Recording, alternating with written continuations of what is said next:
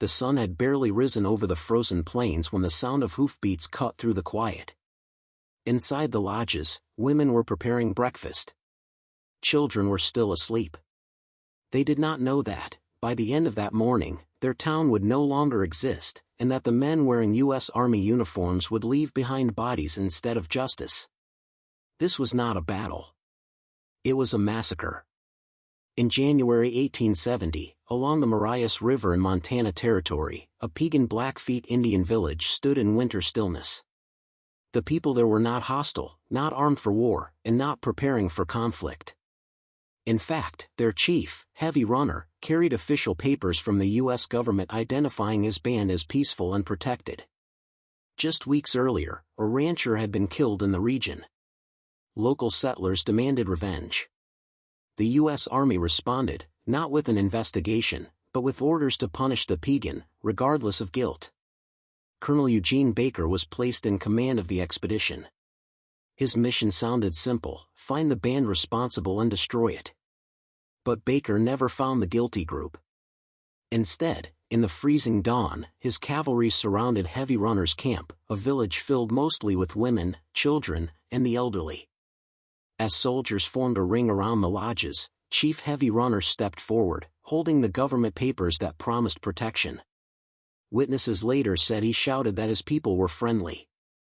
He believed, tragically, that the law still mattered. He was shot at close range.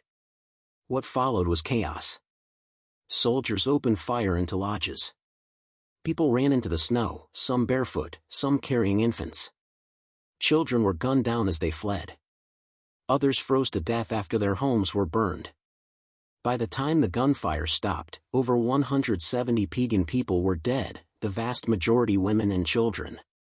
Only one soldier died, likely from friendly fire. News of the massacre reached Washington. At first, newspapers called it a military triumph. Baker was praised. The dead were labeled hostiles, even though evidence clearly showed otherwise. But the truth could not stay buried forever. Missionaries, survivors, and even some soldiers spoke out. Congressional investigations later admitted the horrifying reality: the wrong village had been attacked. The people slaughtered were not at war with the United States. Yet no one was punished. Colonel Baker was never court-martialed. No soldier stood trial.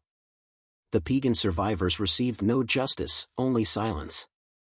The Marias Massacre was not an isolated incident. It followed a pattern already established at Sand Creek, 1864, and Washita, 1868, surprise attacks, overwhelming force, and the killing of non-combatants. What made Marias different was its timing. By 1870, the U.S. government already knew better. And it happened anyway. Today, the land along the Marias River looks peaceful. No monuments mark where the lodges once stood. No national holiday remembers the children who never grew up. But here is the unsettling truth.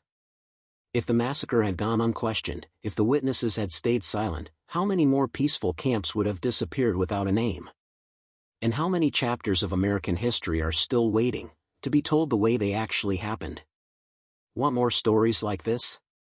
Hit like and subscribe so you don't miss any of our story, because this is just getting started.